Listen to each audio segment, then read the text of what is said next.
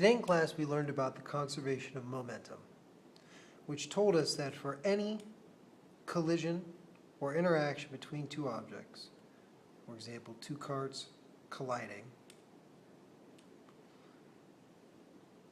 that the momentum that the system has before is equal to the momentum that the system has after. And when we say system, we mean both objects.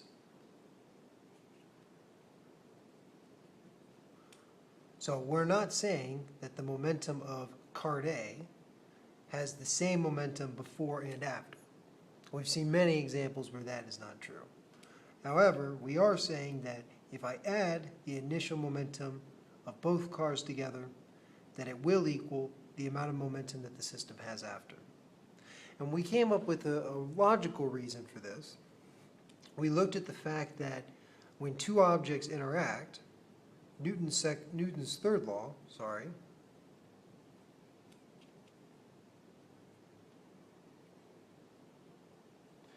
tells us that the force of object 1 on object 2 is equal to the force that object 2 exerts on object 1, but in the opposite direction.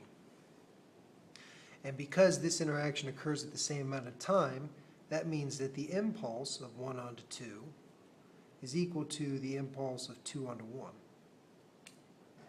And if this is true, they must have the same change in momentum.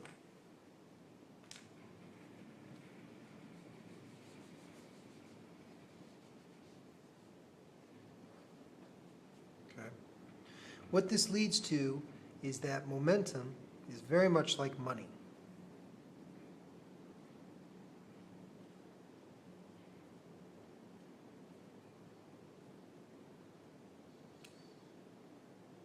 If John has $100 and Jim has no dollars, when John gives some money to Jim, right? The money that John now has maybe is 50. The money that Jim now has is 50. While John has lost money and Jim has gained money, the total monies in both situations has remained the same.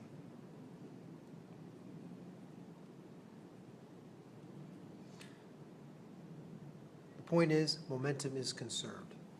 Example of using the conservation of momentum to solve collision problems. Suppose I have two billiard balls, a blue billiard ball and a red billiard ball. The blue billiard ball has a mass of 5 kilograms. The red billiard ball has a mass of 4 kilograms.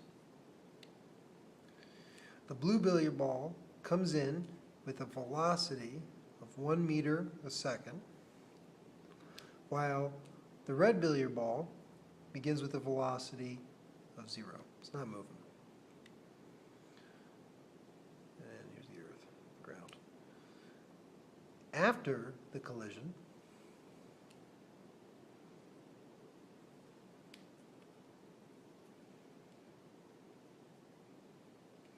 the red billiard ball takes off at 1.2 meters per second.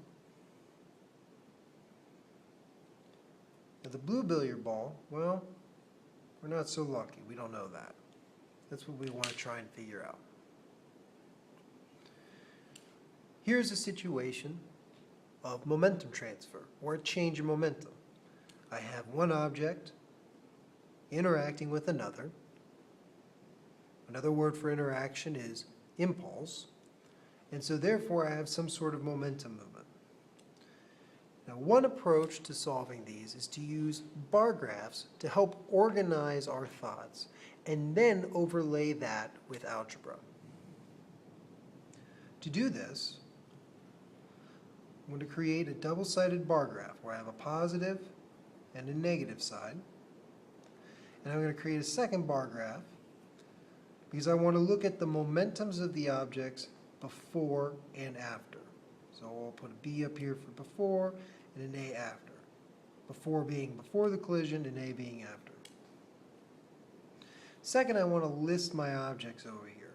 So I know I have a 5 kilogram mass or billiard ball that moves at 1 meter a second.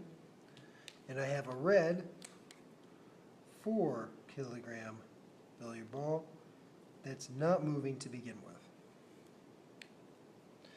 Now in class, for block 2, I made the mention that we don't need to put numbers behind it.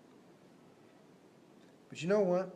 Putting numbers behind it actually does make it easier. So please pay close attention to the small change I'm about to make in class. Okay. I have scaling here. So if I look at the momentum of the first billiard ball, I have 5 times 1. So it has 5 units of momentum. So on my graph, my bar graph here, I'll draw a bar out to positive 5 momentum, or positive 5 kilogram meter per second. Likewise, I want to show the current momentum of the 4 kilogram billiard ball. Well, since it's not moving, it has no momentum, so it's just 0. Notice that the total momentum of my bar graph is 5, positive 5 kilogram meter per second. Now let's examine the objects after. I'll start with what I know. My 4 kilogram billiard ball launches out at 1.2 meter per second. Since this is in the positive direction, I'm going to show, so 4 times 1.2, you do that on your calculator in your head, that would be 4.8. So I'm going to go just past 4, not quite to the 5.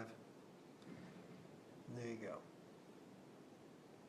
Now this leaves me with a quandary because I don't know how quickly the other billiard ball will go. And it's not always obvious. Sometimes in these situations it's very clear the relative velocity of the other object. But in this situation, it may not be. But because we know that momentum is conserved always for collisions, then whatever total amount of momentum I have here must be the same as the total amount of momentum here. Another way of looking at that, if I add the value of this bar to the value of this bar, it should equal the value of this bar to the value of this bar. Okay, so I come back over here. I know this total is 5 kilogram meters per second. Right now I have 4.8. So the only way to get from 5 to 4.8 is to add 0.2 kilogram meters per second. This keeps momentum conserved. Well, heck, I'm almost there. I can now overlay this with algebra. And that only takes a few steps.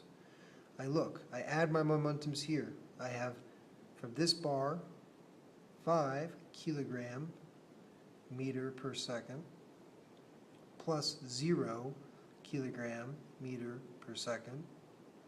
And that is equal to the 2 momentums added here. I have 5 kilograms times some velocity of the blue billiard ball plus, I forgot to do this in red, 4 times that, 4.8 kilogram meter per second.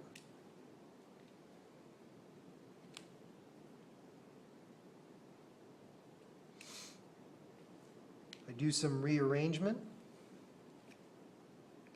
to solve for the velocity, some simple algebra that you all are very good at. I move this over, I'm left with a difference of 0.2 kilogram meter per second, which is equal to 5 kilogram times the velocity of the blue ball. I divide, and the velocity of the blue ball,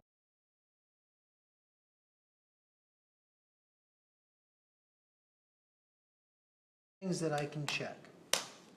One is that I can put this number back into my algebraic expression and check to see that this side equals this side.